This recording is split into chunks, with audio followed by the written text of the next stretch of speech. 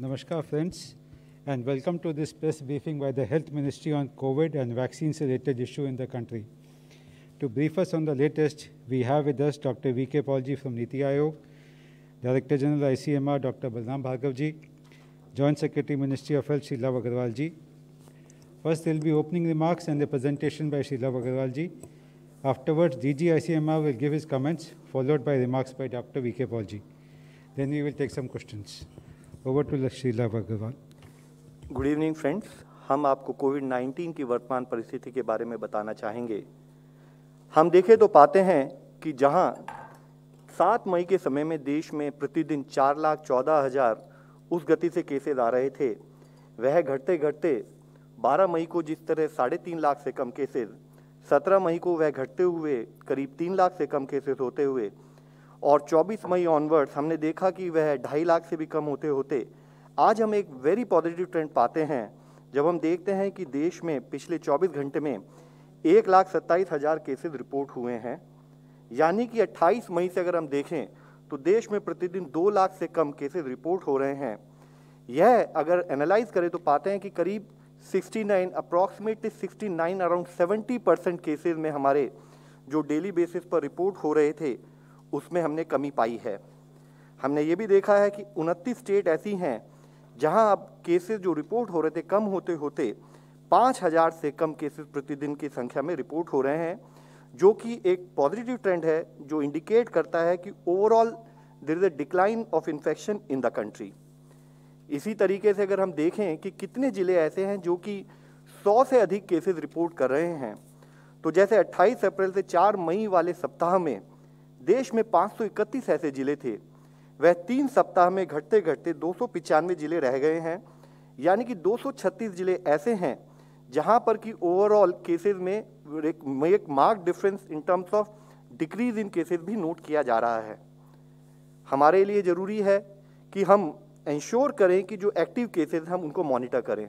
Active cases जैसा आप लोगों को पता है वह केसेस हैं जो या तो होम आइसोलेशन में या मेडिकल केयर सीख कर रहे हैं। देश में 10 मई के समय पर जहां पर करीब 37 लाख एक्टिव केसेस थे, वह घटते घटते हमने देखा कि करीब 30 लाख से कम हुए 22 मई को, और अब 1 जून में हम देखते हैं कि वह 18.95 लाख केसेस रह गए हैं, जिससे कि हमारे ओवरऑल हेल्थ सिस्टम पर स्ट्रेन भी कम हुआ है। और हमने देखा है कि अब हमारे ये केसेस करीब 50% एक्टिव केसेस देश में कम हो गए हैं। एक्टिव केसेस जहां की देश में 17.13% थे ऑन 3rd of May, वह घटते घटते अब केवल 6.73% रह गए हैं। एक्टिव केसेस में पिछले 43 दिनों से ऑन ए रेगुलर बेसिस हम एक डिक्रीज पा रहे हैं, और इस बार के दिन में देखें तो आज करीब 1.3 लाख एक्टिव केसेस में डिक्रीज एक दिन में नोट किया गया है। इसी तरीके से हम अगर एनालाइज करें तो पाते हैं कि देश में 30 स्टेट और यूनियन टेरिटरीज ऐसी हैं जहां पर कि पिछले 1 हफ्ते से कंटिन्यूड बेसिस पर एक्टिव केसेस में डिक्लाइन भी नोट किया जा रहा है, जो कि एक पॉजिटिव ट्रेंड है। एंड ज़रूरी है कि उसी गति से स्टेट लेवल पर, डिस्ट्रिक्ट लेवल पर, फील्ड लेवल पर हमारा कार्य कंटेनमेंट रिलेटेड एक्टिविटीज़ में चलता रहे। जैसे कि मैंने आपको बताया, कंटिन्यूड बेसिस पर हम पा रहे हैं कि हमारे recovered cases are getting reported more than the daily cases which are getting reported. देश में मुख्य focus in terms of early detection of cases, in terms of following clinical protocol, जिसकी वजह से हमने अपनी रिकवरीज में एक बड़ा पॉजिटिव ट्रेंड नोट किया है। जहां 3 मई के समय में देश में टोटल रिकवरीज वर अराउंड 81.7%, वह बढ़ते बढ़ते अब 92% हो गई है। 55 दिनों में हमने देखा है कि एक बहुत ही पॉजिटिव ट्रेंड देश में नोट किया गया है, और 32 स्टेट ऐसी हैं जहां पर recoveries are more than the daily cases reported on a daily basis, जो कि एक बहुत ही पॉजिटिव ट्रेंड है। इसी तरीके से हम देखें तो पाते हैं कि कंसिस्टेंट हमारा रिकवरी रेट भी, जैसे मैंने इससे पहले आपको बताया है, जहां 3 मई के समय में 81.8% था, वह बढ़ते बढ़ते 92.1% हो गया है। साथ ही हम इससे पहले भी देखते हैं कि अर्ली डिटेक्शन एक बहुत मेजर रोल प्ले करता है इन terms of timely identification of spread of infection. तो जैसे कि इससे पहले भी हमने इस बारे में कई बार चर्चा की है कि जहां हमारा 16 से 22 फरवरी के समय में देश में on an average 7.7 lakh test daily किए जा रहे थे, वह 2.7 टाइम्स बढ़ते हुए अब करीब 20 लाख प्लस टेस्ट हम डेली बेसिस पर देश में कर रहे हैं। जहां एक स्थाई पर हम टेस्ट बढ़ा रहे हैं, वहां आप देखेंगे कि पिछले 2 हफ्तों से ऑन एन एवरेज देश में 20 लाख से अधिक टेस्ट किए जा रहे हैं और हम लोग अब तक देश में टोटल 34.67 करोड़ टेस्ट कर चुके हैं। पिछले 24 घंटों में भी देश में अराउंड 19.25 लाख टेस्ट किए गए हैं। इसी तरह से जब हम एक स्थाई पर टेस्टिंग बढ़ा रहे थे ताकि हम अपना अर्ली आइडेंटिफिकेशन पर फोकस कर सकें, टेस्टिंग कपल्ड विद कंटेनमेंट से हमने पाया कि जहां देश की पॉजिटिविटी औसतन बढ़ते बढ़ते 21.38% हो गई थी, वह पिछले 3 हफ्तों से कंटिन्यूड बेसिस पर एक डिक्रीजिंग ट्रेंड नोट किया जा रहा है और ऑन एन एवरेज पिछले हफ्ते में देश में 8.31% केस पॉजिटिविटी नोट की गई है। इसी को अगर हम 7 डेज मूविंग एवरेज पर यानी कि 7 दिन का ट्रेंड अगर हम एनालाइज करें तो हम पाते हैं कि जहां इससे पहले करीब एज हाई एज 22% के करीब देश में पॉजिटिविटी थी, वह घटते घटते 8.64%। और अगर पिछले 24 घंटे का डेटा देखें तो हम पाते हैं कि पिछले 24 घंटे में देश में case positivity is as low as 6.62% और यह पॉजिटिविटी पिछले 7 दिनों से 10% से कम देश में पाई जा रही है।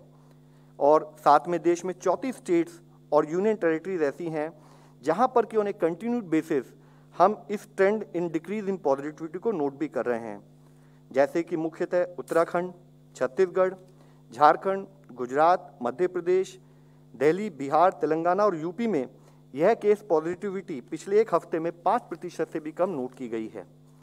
इसी के साथ ही एक जो हमने स्टेट्स को गाइडेंस दी है, एडवाइस दी है कि हमें एफर्ट ये करने की हमारी पॉजिटिविटी 5% से कम रहे, तो उसको भी अगर हम ट्रेंड को एनालाइज करते हैं तो पाते हैं कि वीक एंडिंग 7 मई से वीक एंडिंग 31 मई को अगर हम एनालाइज करें, जहां देश में 92 ऐसे डिस्ट्रिक्ट थे जिसमें कि पॉजिटिविटी 5% से कम थी, वह बढ़ते बढ़ते अब 344 जिले हो गए हैं, यानी कि 252 जिले उसमें ऐसे ऐड हुए हैं जहां पर कि केस पॉजिटिविटी 5% से भी अब कम नोट की जा रही है। Vaccination is one of the major tool in terms of managing the cases and in terms of managing for future, तो जिसके तहत अब तक देश में 21.6 करोड़ वैक्सीनेशन डोजेज दी जा चुकी हैं, जिसमें हेल्थ केयर वर्कर्स को ले तो 1.67 करोड़ डोजेज, फ्रंटलाइन वर्कर्स में 2.42 करोड़ डोजेज और वह लोग जो कि 45 साल से अधिक उम्र के हैं उसमें 15.48 करोड़ डोजेज दी जा चुकी हैं। साथ ही लिबरलाइज पॉलिसी के अप्रोच के तहत जिसमें कि हमने 18 से 44 वर्ष के लोगों को भी वैक्सीनेशन के लिए अलाउ किया है, उसके तहत 2.03 करोड़ डोजेज देश में अब तक दी जा चुकी हैं। साथ ही हम आपको बताना चाहेंगे कि ओवरऑल कोवैक्सीन और कोविशील्ड अगर हम पिछले महीने का एक डेटा को एनालाइज करें तो पाते हैं कि गवर्नमेंट ऑफ इंडिया की तरफ से फ्री सप्लाईज के रूप में जो प्रोक्योरमेंट हुआ उसके तहत 4.03 करोड़ डोजेज हमने स्टेट्स को फ्री सप्लाई के लिए फ्री एप्लीकेशन के लिए प्रोवाइड की। साथ ही स्टेट लेवल पर भी 2.66 करोड़ डोजेज उन्होंने डायरेक्टली प्रोक्योर की।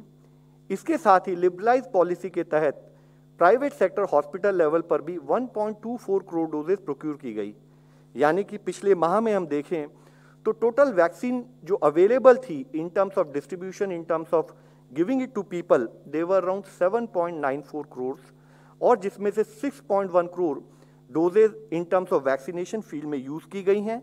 बाकी वैक्सीनेशन जैसे कि इससे पहले भी हमने इस विषय में चर्चा की है, वह doses different stages of availability in field level पर as part of the logistic management and as part of the inventory management state में अवेलेबल हैं। आज जरूरी है कि जब हम हर तरीके से एक positive trend both in terms of decrease in active cases, decrease in positivity, increase in recovery rate and lesser number of cases getting reported on a daily basis जब नोट कर रहे हैं, तो हम अपने जो एफर्ट्स हैं, जो आउटपुट है उसको प्रिजर्व करें। जरूरी है कि हम कोविड अप्रोप्रिएट बिहेवियर पर अपना कंटिन्यूड फोकस बनाए रखें, जिसके विषय में मैं आप सबसे रिक्वेस्ट करना चाहूँगा कि कंटिन्यूड बेसिस पर हम लोगों से जब मिलें तो ग्रीट विदाउट फिजिकल कांटेक्ट, 2 गज की दूरी बनाए रखें, मास्क का सही तरीके से उपयोग करें, उसको अपनी नोज़ को और माउथ को कवर करें। साथ ही अपने एक रेगुलर बेसिस पर जैसे कि एक आदत होती है उसके तहत कि हम अपनी आँखों को नोज को या माउथ को टच ना करें, रेस्पिरेटरी हाइजीन प्रॉपरली फॉलो की जाए, regular washing of hands with soap, हम क्राउडेड प्लेसेस में जाने से अपने आप को बचाएं, unnecessary travel as far as feasible उसको अवॉइड करें, और साथ ही किसी भी तरह के पैनिक से और मिस इन्फॉर्मेशन से बचने के लिए क्रेडिबल सोर्सेज से रिक्वायर्ड इंफॉर्मेशन के तहत बिना पैनिक हुए हम कोविड मैनेजमेंट पर काम करें। और अगर कोई डाउट हो तो चाहे स्टेट की हेल्पलाइन या नेशनल हेल्पलाइन से बात कर सही सूचना प्राप्त करें। धन्यवाद। Doctor Balram Bhargav ji. Thank you, Dr. Love Agarwal. As we know that we are in the midst of a ferocious second wave, although it has been abating now. And if we look at the data, in the first week of April, we had less than 200 districts which had more than 10% positivity. And in the end of April, last week of April, we had nearly 600 districts in the country which were more than 10% positive. So testing, as well as containment has worked in these 6 to 8 weeks that we have done it, 6 weeks or so.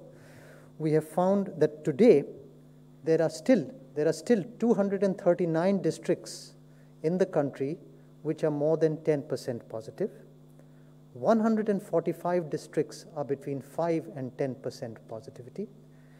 And 350 districts, which is more than half of India, nearly half of India, is less than 5% positive. So we're moving in the right direction, and this testing which has been ramped up, and as well as the containment that has worked at the district level has worked. However, it is not a sustainable solution. We have to find a mechanism how we have to ease our containment or lockdown, and that has to be done very gradually and very slowly.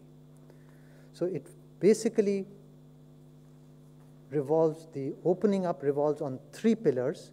One, the test positivity rate in that particular district has to be less than 5% over 1 week. So 7-day average has to be less than 5%. That is the first thing. The second point is the vulnerable individuals, that is elderly, more than 60, more than 45 with comorbidities should be vaccinated tremendously, and their vaccination rate should reach up to 70%. This is the second point. And the third point is that community ownership for this whole program of COVID-appropriate behavior as well as care should be taken up by the community in a big way. So this is what are the 3 ways how we will gradually open up. We have to remember that our vaccination is being ramped up, and by December we hope to have the whole country vaccinated. We are a country where only, if you look at data, there is Pfizer and Moderna being produced by USA. You have the Sputnik produced by Russia. You have the Covishield produced by UK and India. You have the Sinovac produced by China. You have Covaxin produced by India. So India is one of the 5 countries which is producing vaccines. If we were not producing vaccines, imagine where would we be? So there is no shortage of vaccines. The shortage is what you feel if you want to vaccinate the country within a month. So we are vaccinating the country. It is a large population. The total number of vaccinations done in this country is nearly equivalent to the total number done in the United States, the number of doses. And we have also a large population. Our population is 4 times the population of the United States of America. So we have to be very clear and have some patience. By the middle of the year or early part of July or middle of July or early August, we will have more than enough doses to vaccinate up to 1 crore per day. And we should be able to cover up this little, if you're going from destination A to destination B, if you're traveling by car or by train, sometimes the speed is high, sometimes the speed is slow. So you ultimately want to reach the destination in a limited time. And that is what our purpose is, to cover the entire population by December, which we should be able to do. So you have to have patience. Why I'm saying patience is that the unlocking also has to be done very patiently, guided by the amount of vaccination that has been done for the vulnerable groups. Thank you. Dr. V.K. Paul ji. Thank you, Dr. Bhargav. Thank you, Love. I'd like to emphasize 3 points today. Firstly, I'd like to inform that our focus on childhood COVID disease is gaining our attention. We have said from this podium that pediatric population is generally asymptomatic. They get infection, often they get infection, but their symptoms are minimal, symptoms are nil, और अगर बीमारी बच्चों में होती है Covid तो serious shape नहीं लेते, हॉस्पिटलाइजेशन करने की ज़रूरत बहुत कम पड़ती है। लेकिन पीडियाट्रिक पॉपुलेशन में ये सिचुएशन बदल सकती है, वायरस अपना बिहेवियर बदल ले या और एपिडेमियोलॉजिकल डायनामिक्स में कोई चेंज आए तो हो सकता है कि बच्चों में कोविड का प्रकोप बढ़ सकता है। इसके ऊपर हमेशा से साइंटिफिक डेवलपमेंट जो हो रही हैं उसको सिस्टमैटिकली देखा गया है हमेशा से, और जैसे डेटा हमारे पास अवेलेबल है उसमें ये क्लियर इमर्ज होता है कि अगर हम देखें कि एडमिशन मेन कोविड बड़ी फैसिलिटीज़ में जहाँ बच्चे भी दाखिल हो रहे हैं, बहुत छोटी परसेंट में एडमिशन की ज़रूरत पड़ी है। कभी ऐसा नहीं हुआ कि हमारे पीडियाट्रिक केयर का जो इंफ्रास्ट्रक्चर है उसके ऊपर कोई बोझ, एक्स्ट्रा बोझ, अनयूजुअल बोझ ऐसा हुआ हो। लेकिन जैसे हम आगे बढ़ रहे हैं तो हर तरह के सिनेरियो के ऊपर नज़र रखते हुए प्रिपेयर्डनेस को पुश किया जा रहा है बाय द डे, और इसको अपडेटेड रूप में देखने के लिए एक ग्रुप बनाया गया, नेशनल ग्रुप बनाया गया एक्सपर्ट्स का, और मिनिस्ट्री की टीम्स के साथ मिलके काम किया गया सिस्टमैटिकली कि दोबारा देखा जाए और जो भी साइंस अब अवेलेबल है जो 4 महीने पहले या 3 महीने पहले नहीं थी उसको भी देखा जाए। उस सब को देखते हुए, जोड़ते हुए और देश के एक्सपीरियंस को समझते हुए, डेटा को समझते हुए, क्लिनिकल प्रोफाइल को समझते हुए, डिजीज़ डायनामिक्स को देखते हुए, पेंडेमिक के बिहेवियर को देखते हुए और वायरस की नेचर को देखते हुए new way to address this और रिन्यूड वे, अपडेटेड वे करने के लिए गाइडलाइंस जो हैं वो इस ग्रुप ने हमें प्रस्तुत कर दी हैं और इसके ऊपर इनको अडॉप्ट किया जाएगा, प्रोसेस में है, 1 आधे दिन में ये हो जाएगा काम। कहने का तात्पर्य ये है कि ये काम जो हमने यहाँ अर्लियर मेंशन किया था, earlier also we had mention, वो काम तरीके से पूरा हुआ है और वी आर रीअश्योर यू कि पीडियाट्रिक पॉपुलेशन को कोविड के लिए जो ज़रूरत है वो उसका बंदोबस्त होगा और उस बंदोबस्त में कोई कमी नहीं होगी। और जैसे मैंने कहा उसको नई साइंस, नए एक्सपीरियंस, नए नॉलेज को भी भरपूर करते हुए उस तरफ हम बढ़ेंगे। लगता है कि 2 से 3% ऐसे बच्चे जिनको कि कोविड का चांस बीमारी का हो आए, अस्पताल की ज़रूरत पड़ सकती है, 2-3%, लेकिन हमारी तैयारी जो है उसके दुगनी 2.5 गुना कुछ होगी और वो सब हमारे सामने इस ग्रुप ने जो दिया है उसके ऊपर एक्शन होगा।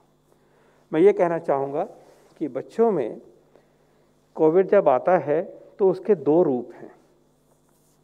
एक रूप जिसकी चर्चा मैंने अभी करी, कोविड की इन्फेक्शन हुई, बुखार हुआ, खांसी जुकाम हुआ और फिर सांस तेज चलना शुरू हुआ, निमोनिया की शक्ल में हुआ, निमोनिया बढ़ गया और ऐसा व्यक्ति, ऐसा बच्चा अस्पताल में दाखिल होगा, बिकॉज लंग में आता है ये वायरस। एक तो ये स्वरूप है इसका। लेकिन ये भी सामने आया कि ये कोविड होने के बाद 2 से 6 हफ्ते बाद ये खत्म हो गया। कोविड हुआ, पता भी नहीं चला, हुआ तो खांसी जुकाम हुई। रिकवरी के 2 या 6 हफ्ते बाद, 2 से 6 हफ्ते तक बाद कुछ बच्चों में थोड़े से प्रोपोर्शन में दोबारा कभी फीवर आता है, बॉडी पे रैश आता है, आंखें इन्फ्लेम हो जाती हैं जिसको कंजंक्टिवाइटिस कहते हैं, डायरिया, वॉमिटिंग हो सकता है, सांस फूल सकता है, ब्लीडिंग टेंडेंसी हो जाती है। ऐसा लगता है कि बीमारी एक सिस्टम में नहीं है, निमोनिया की लंग में नहीं है, सब जगह जगह पे फैली गई है। तो इस सिंड्रोम को मल्टी सिस्टम इन्फ्लेमेटरी सिंड्रोम कहा जाता है। मल्टी सिस्टम मतलब एक बॉडी का सिस्टम इन्वॉल्व नहीं है, इन्फ्लेमेशन है तो इन्फ्लेमेटरी है, तो ये जगह जगह इसका इफेक्ट है। ये पोस्ट कोविड है। याद ये रहे कि उस टाइम पे वायरस बॉडी में नहीं मिलेगा और आरटी-पीसीआर टेस्ट भी नेगेटिव होगा, लेकिन आप एंटीबॉडी करेंगे तो लगेगा कि हो चुका है। तो ये एक यूनिक बीमारी है जो बच्चों में देखी गई है। इसका भी पूरी जो अंडरस्टैंडिंग आज तक बनी है उसको जो हमारे बच्चों के डॉक्टर हैं, स्टाफ हैं, उनको कैसे इस चीज़ को हैंडल करना, उसके के बारे में भी जो गाइडलाइंस अभी तक हैं प्रैक्टिस में, उनको भी चिन्हित किया गया है।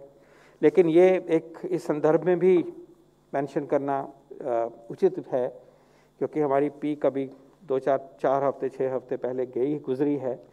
तो अगर बच्चों में परसिस्टेंट फीवर है, रैश है, ब्लीडिंग हो की टेंडेंसी है, स्किन पे ब्लीड हो रहा है, एकदम से सांस बढ़ रहा है, तो उसमें ये multi system inflammatory disorder of children को हमें याद रखना चाहिए। और इसके इलाज जो है इसका बहुत कठिन नहीं है, लेकिन टाइमली इलाज है और तरीके से जल्दी से इलाज होना चाहिए और इमरजेंसी सिचुएशन में, इमरजेंसी सिचुएशन की तरह ये प्रेजेंट करता है। तो in short, we are happy to report to you that we are working very systematically, comprehensively to address the problem of pediatric COVID disease for now as well as into future, and we will strengthen our facilities as required. We will do an audit of what is required, what might be required in a worst case scenario, and the steps will be taken and be put into action. The दूसरा point मैं ये raise करना चाहूँगा कि कुछ खबरें ऐसी चल रही हैं कि जैसे कहा जा रहा है कि कोविशील्ड की अब 1 डोज लगेगी, ऐसा सुना गया है। तो मैं ये बिल्कुल साफ करना चाहूँगा on behalf of all of us कि कोविशील्ड का शेड्यूल भारत का जो है वो 2 डोज का शेड्यूल है, पहली डोज और फिर 12 हफ्ते पे दूसरी डोज। There is no change, there is absolutely no change. Covaxin का भी 2 डोज का शेड्यूल है, पहली डोज और सेकंड डोज 4 to 6 वीक्स के बाद, 4 से 6 हफ्ते के बाद। यही शेड्यूल को लेके हम अपने वैक्सीनेशन कार्यक्रम को आगे बढ़ा रहे हैं। इसमें गलतफहमी पैदा नहीं करनी चाहिए, इसमें हमें कन्फ्यूजन पैदा नहीं करना चाहिए। हम सब ने इन 2 वैक्सीन की 2 डोसेस लेनी है।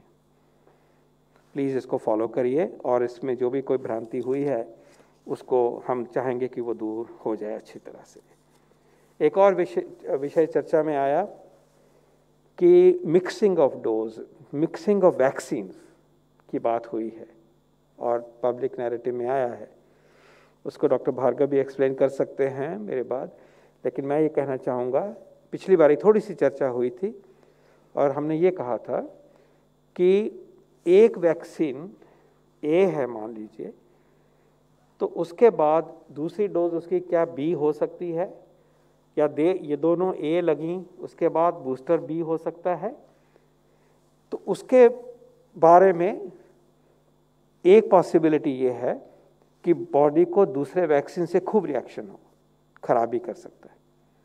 ये एक साइंटिफिक कंसिडरेशन है, कि क्या ऐसे हो सकता है, खासकर एक दूसरा वैक्सीन जो अलग प्लेटफॉर्म का बना हो।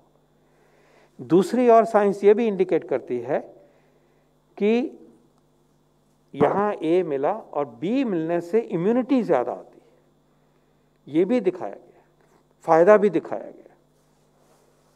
Possibility of positive effect is also plausible.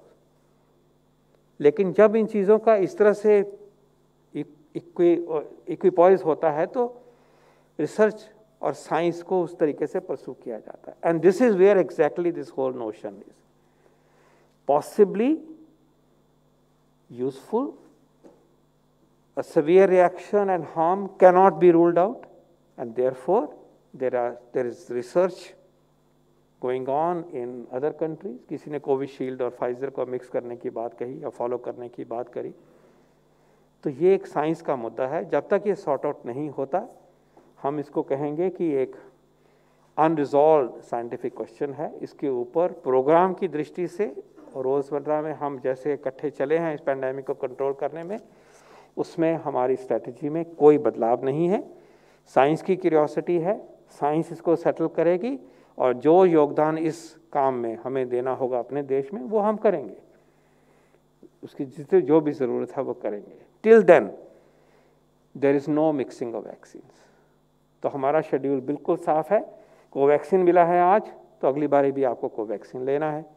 Covishield आपकी फर्स्ट डोज है, सेकंड डोज भी कोविशील्ड होगी। This is our SOP, please stick to this.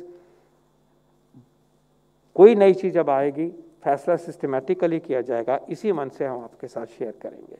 तो ये मैं क्लियर करना चाहूँगा, कोविशील्ड की 2 डोज, कोवैक्सीन की 2 डोज, और mixing of vaccine is not a protocol. हम वही वैक्सीन लगाएंगे दूसरी बारी जो पहली बारी लगा है।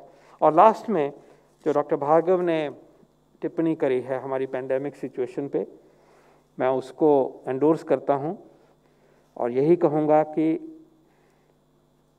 मुश्किल से सेक्रीफाइस करते हुए इस पैंडेमिक को नीचे लाने में हम सफल हुए। Have to be very cautious. ये सिचुएशन इसलिए है कि दबाया है वायरस को, ये अपने आप नहीं है।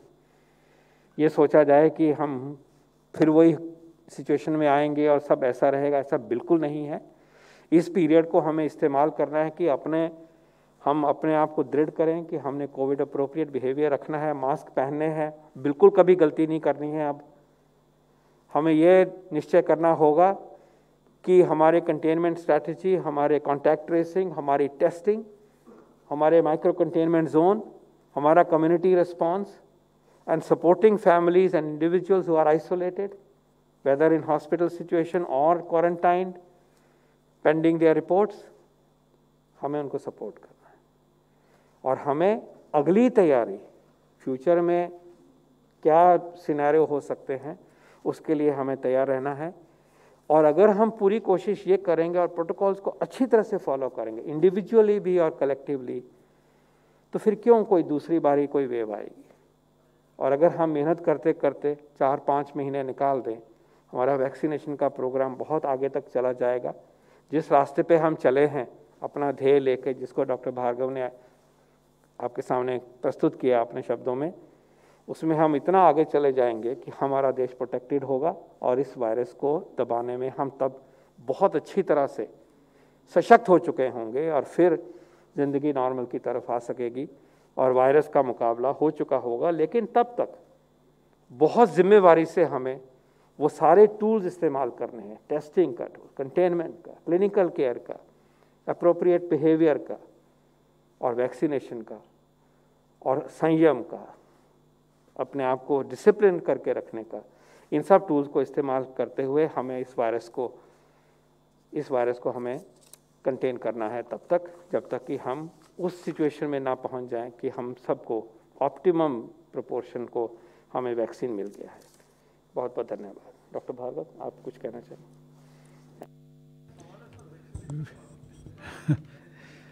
Just wait. Okay, number 38.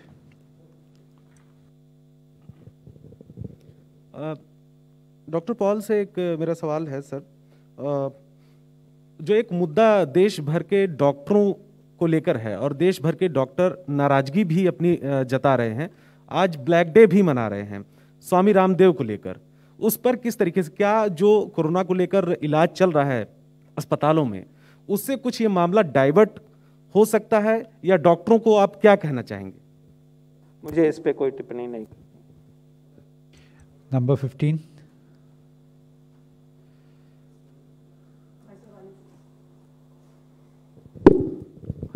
Hi sir, Ayushman from Mirror Now. My question is to Love Agrawal sir. Sir, you gave the breakup of the vaccines.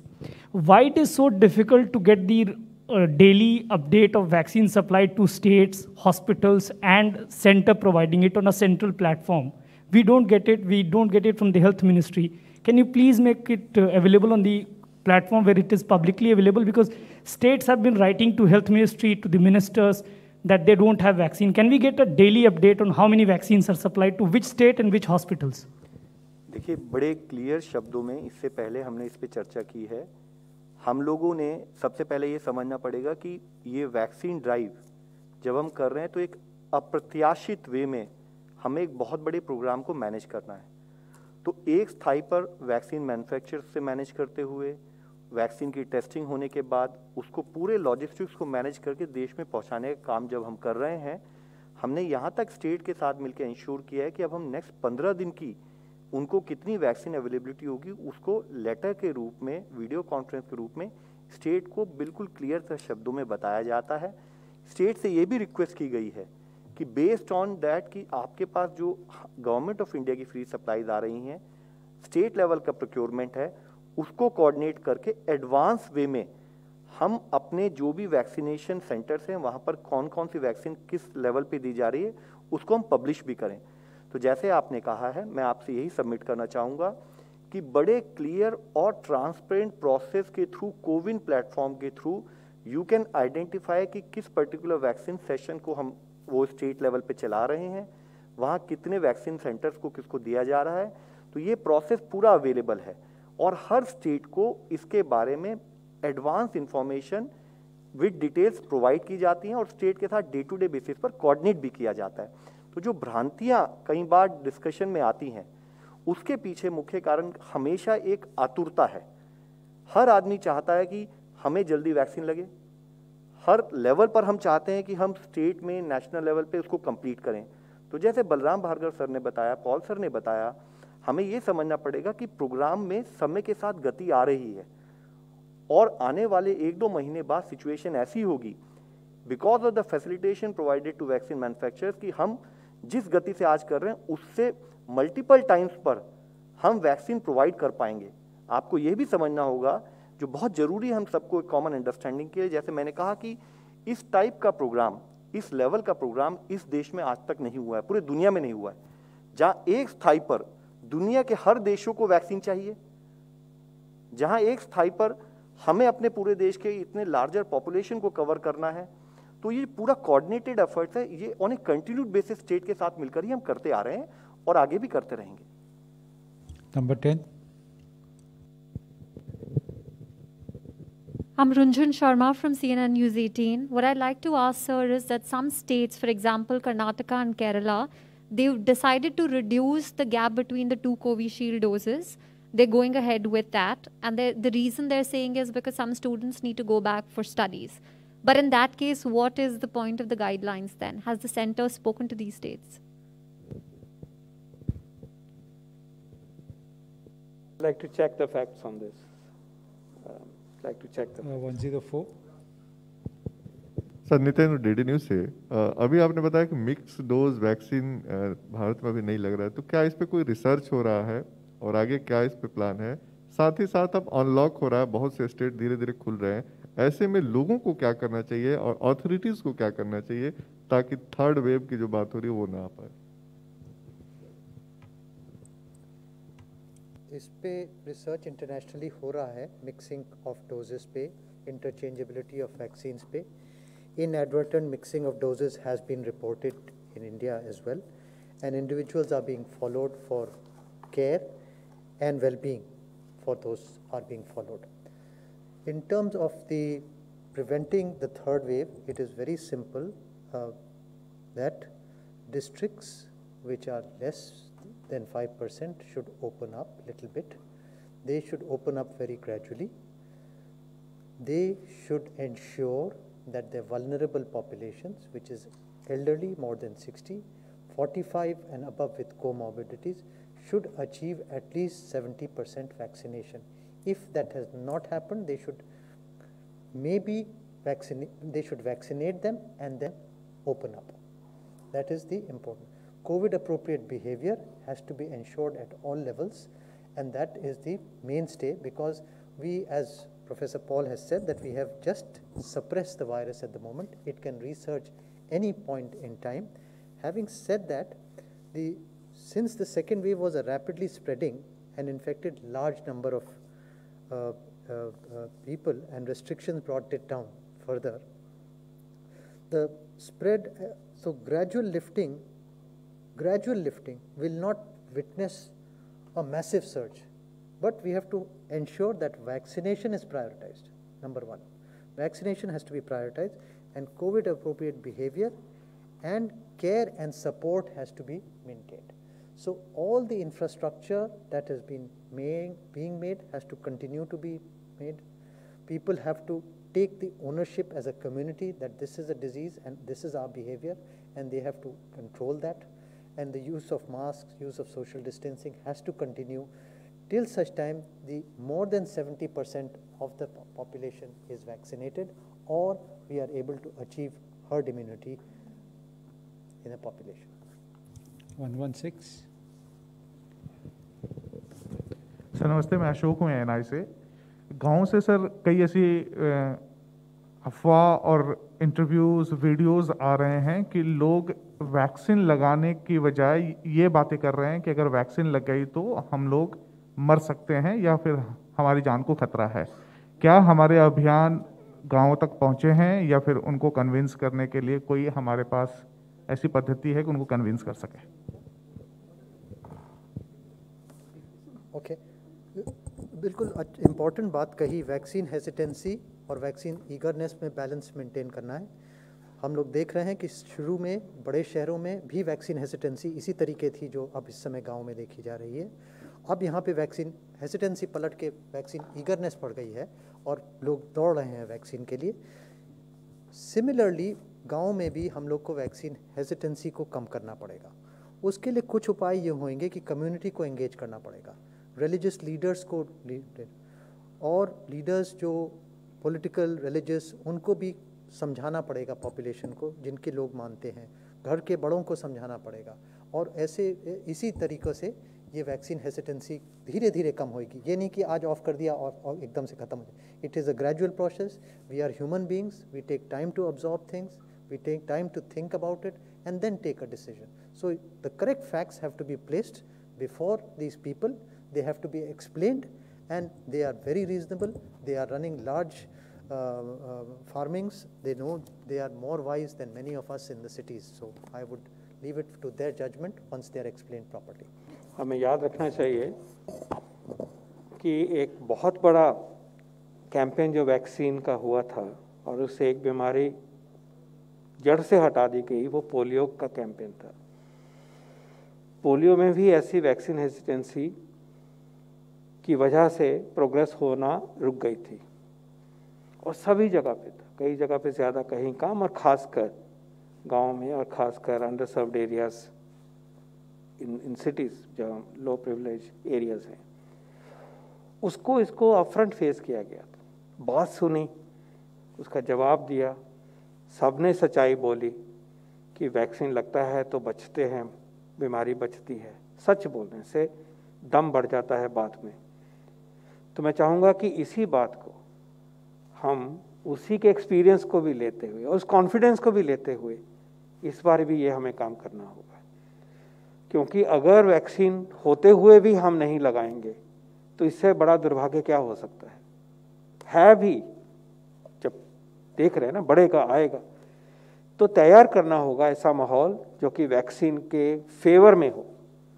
तो ये जो डाउट्स छोटे छोटे हैं, एक तो इनकी कमी करनी नहीं चाहिए, ऑफिशियल वर्जन पे बिलीव करना चाहिए, साइंटिफिक वर्जन को बिलीव करना चाहिए, और ये नैरेटिव होना चाहिए कि ये हमारे वैक्सीन सेफ हैं अच्छे हैं, वैक्सीन इफ़ेक्टिव है, बचा रहे हैं, बचिए इनको इस्तेमाल करके और करके दिखाइए। पोलियो के परिप्रेक्ष्य में एक और लेसन है, जब पोलियो का नेशनल इम्यूनाइजेशन डे होता तो एक दिन में 7 से 8 करोड़ बच्चों को 7 से 8 करोड़ बच्चों को पोलियो की दवाई पिलाई जाती है, और उसी हफ्ते के बाकी 6 दिनों में मॉप अप राउंड में 4-5 करोड़ औरों को दिया जाता है। हफ्ते में कहने का मतलब है 13, 14, 15 करोड़ बच्चों के मुंह में वैक्सीन देने का देश ये दम रखता है। तो उसकी भी ज़रूरत अभी बढ़ेगी, जब और स्पीड बढ़ेगी जिसका चर्चा करी हमने आज, उसके लिए भी हमें तैयार होना है। उस तरह का माहौल और उस तरह का मिशन अकम्प्लिश करके दिखाना है, उसके लिए भी तैयार होना है। और जिन भ्रांतियों की वजह से वैक्सीन की हेजिटेंसी हो रही है, हमें उसको उनकी भाषा में समझ के, सच बोल के, पॉजिटिव एग्जाम्पल पैदा करके और एक ही बात इकट्ठे करके, उसमें आप सबका बहुत रोल है, आप सबका बहुत रोल है, कम्युनिटी रेडियो का बहुत रोल है। और मैं चाहूँगा कि आप उस रोल में आप इस नेशनल मिशन में जुड़ जाए। हमें अगले, जैसे मैंने कहा, 5-6 महीनों में एक तो कोई वेव नहीं आने देना है, और दूसरा हमने वैक्सीन का अपटेक जो है बहुत ऊपर तक लेके जाना है। ये हमारी जिम्मेवारी है और इसमें हम सबको इकट्ठे होकर काम करना है। धन्यवाद। 261. My question is Sunil Prabhu here, sir. Dr. Paul here, straight. My question to you is about 2-3 issues. One is, of course, the steep, as yesterday the chief economic advisor shows, there is a steep increase and there is a steep decline. There is no real scientific basis on why it has succeeded. So have you been able to do some studies? What do you factor it for why it has happened? The second aspect is about the vaccines. You're saying 1 crore, Dr. Baralgam says 1 crore per day. Have you done any simulation exercises to see, because there are various ministers, you have also told the Supreme Court you'll be able to, the entire population within the entire country by the end of December. So how do you propose to do that? And what exactly is the policy? How are you going to be able to effectively do it? If we can have a roadmap so that people can be able to understand that, that will be of great help, especially since the Supreme Court is asking why are you having dual policing, cost, one for the state, one for the center, one for normal private individuals. And my last question to you is about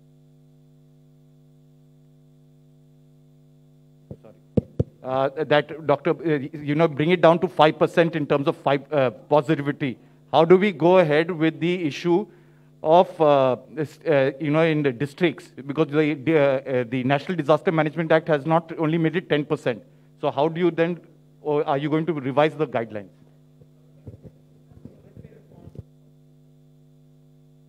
Raised, I would not go into the deliberations in the Honorable Supreme Court. Clearly, the peak, it rose very fast, driven by highly transmissible variants and driven by a pool of vulnerable people being available to the virus, and it went up, and beyond estimates it behaved. It's coming down, but remember, the inflection point in many states is, in addition to the remaining 4 or 5 tools, when the restrictions kicked in a systematic way, the change happened. So secularly, you can relate it to that as well. And then, because we are complying with intense restriction-based containment, shall we say, it's coming down. In any case, remember, if the virus suddenly infects a lot of people, it's done. And then it will decline in a certain way, which will be faster than if it is slowly building up and then slowly coming down. So that it's dynamics of both the kinds. Whatever we know from possible scenarios presented by eminent people, we do know that this will decline. June will be much better, stabilize. But the concerns are, when we open up, how do we behave? Because the virus has not gone anywhere. That's first part. Secondly, मैंने आज polio का example इसलिए भी दिया कि देश में बहुत ही तेज़ गति से वैक्सीनेशन प्रोग्राम को करने की ताकत है। हमारा यूनिवर्सल इम्यूनाइजेशन प्रोग्राम ने बार बार, और पोलियो उन्मूलन के प्रोग्राम में बार बार हमने दिखाया कि हमारी कैपेसिटी क्या है, हम कितना कर सकते हैं। और आपने देखा होगा कि 43 लाख पर डे करके दिखाया, 30 अब शुरू हो गए हैं। वैक्सीन की जो भी सिचुएशन है उसके बावजूद भी किसी और देश ने 1.5 करोड़ पर डे भी करके दिखाया। तो हमें कोई डाउट नहीं है इस टीम को, टीम इंडिया को कोई डाउट नहीं है कि टीम इंडिया ये करके दिखा सकती है कि उस तेज़ गति से हम वैक्सीनेट करेंगे, और संभव है ये। और इसका जो माइक्रो प्लानिंग है, मीज़ो प्लानिंग है, स्टेट के साथ कंसल्टेशंस हैं, वो चल भी रही हैं। और जैसे ही वैक्सीन की उपलब्धता बढ़ती है उसमें नए तरीके से कैसे रीच आउट करना है, एक हमने अप्रोच रखी है, उसका नाम है फैसिलिटेटेड कोहॉर्ट बेस्ड अप्रोच। उसका मतलब यह है कि समूह को इकट्ठा करो और जुड़ो। तो एक कम्युनिटी एंगेजमेंट के साथ एक नई डायमेंशन लेके आएंगे। तो इस तरह की सोच चले। इनफैक्ट मैं ये भी कहना चाहूँगा, इसके बारे में सुझाव जो आएंगे हम उनको बहुत वेलकम करेंगे कि इस स्केल पे करना होगा तो क्या करें, प्रैक्टिकल सुझाव दीजिए, और उन सुझावों को लेके हम आगे बढ़ेंगे। और स्टेट्स पूरे तैयार हैं, वो बताते हैं कि हम इतने तक पहुंच सकते हैं। तो जैसे जैसे आगे बढ़ेंगे राज्यों के साथ लेके डिस्ट्रिक्ट की टीम, गवर्नमेंट अप्रोच के साथ ये संभव है, और इसको करके दिखाएगा Bharat. Number 42।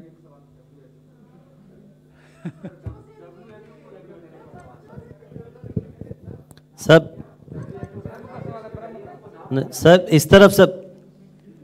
Okay, will come back to you. 42 sir, will come back. Paul sir आपके बाईं तरफ ऊपर। मैं प्रशांत बोल रहा हूँ एबीपी न्यूज़ से। सर आपने बच्चों के बारे में बात की और आपने कहा कि कोरोना से ठीक होने के 2 से 6 हफ्ते बाद भी कुछ सिम्टम्स आते हैं। हालांकि कोरोना वायरस उनमें नहीं मिलेगा, लेकिन अभी कई जगह से ऐसी खबर आ रही है कि कई बच्चों में कोरोना पाया जा रहा है। अभी अहमदनगर से एक रिपोर्ट आई कि वहाँ 9,000, एक ज़िले में 9,000 केस हैं बच्चों के। तो पूरे देश में ऐसी क्या स्थिति है, और क्या अहमदनगर के बारे में आप लोगों को कुछ खास जानकारी? शॉर्ट आंसर है कि ओवरऑल ऐसा बहुत सारा एक्सेसिव इन्वॉल्वमेंट ऑफ बच्चों का हुआ है, ऐसी खबर नहीं है। इसको देखना चाहिए, क्योंकि इस बार बहुत सारी जनता ही बहुत ज़्यादा सडनली आई, तो बच्चों की प्रोपोर्शन उतनी रहते रहते भी ज़्यादा नंबर दिखाई दे रहा है।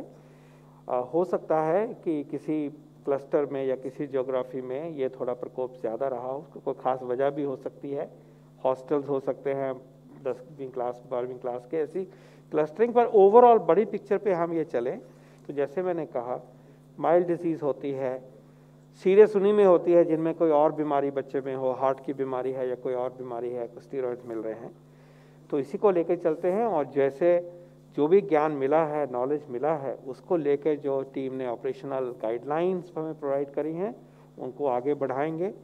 और जैसे मैंने ये भी कहा कि हमें ऐसी कोई खास रिपोर्ट नहीं मान सकते कि जो बच्चों की सर्विसेज में कोई कंस्ट्रेंट हुआ हो।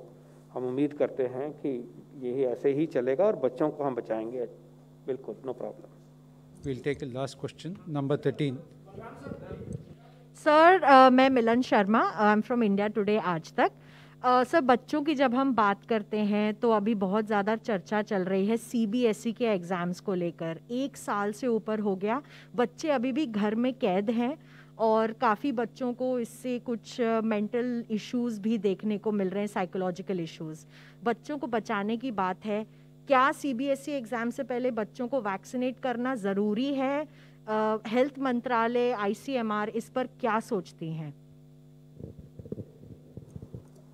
बच्चों के एग्ज़ाम जो हैं होने हैं उसके बारे में अलग प्रक्रिया है, पूरी स्टेक होल्डर कंसल्टेशंस हुई हैं, उसके जो फैसले उस प्रक्रिया में होंगे हमें उनको मानना है, और वो बिल्कुल बैलेंस होगा, ये हमारी उम्मीद भी है, अपेक्षा भी है। दूसरी बात जो आपने कही कि बच्चों को वैक्सीन की बात हुई, वो मैं इस मंच से कह चुका हूँ कि जो अवेलेबल वैक्सीन है वो 18 से नीचे दिए जाएं। इसके बारे में अभी तक हमारे पास बिना डेटा के, बिना एक्सपीरियंस के, बिना ट्रायल के कहना उचित नहीं होगा। कुछ वैक्सीन बाहर के देशों में जो बच्चों तक पहुँचे हैं उनका डेटा मिल गया है। हमारे देश में कोवैक्सीन का बच्चों पे ट्रायल है, और जो एक वैक्सीन बन रहा है जाइडस द्वारा, DNA वैक्सीन है, उसमें भी बच्चे सम्मिलित हैं। जैसे ही ये साइंटिफिक डेटा मिलेगा जो प्रूव करता है कि बच्चों के में देना सेफ है और बच्चों में इम्यूनोजेनिसिटी आती है, ऐसा कॉन्फिडेंस हमारी साइंटिफिक कम्युनिटी को होगा तो फिर हम आगे बढ़ेंगे। Thank you. South African variant का नाम दिया, इंडियन वेरिएंट का नाम दिया, लेकिन चाइनीज जहां से आया है वायरस वहां कोई नाम नहीं। उसको लेकर भारत जताएगा, कहेगा WHO पे ऐतराज जताएगा क्या?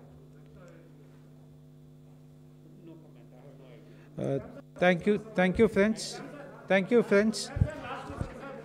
Thank you, friends. We are closing this press conference, but please listen. There is another important announcement coming up. Ms. Sumita Davda, Additional Secretary of DPIIT, is here. She would be making a statement. Please stay back. Sumita Davda, Additional Secretary, DPIIT.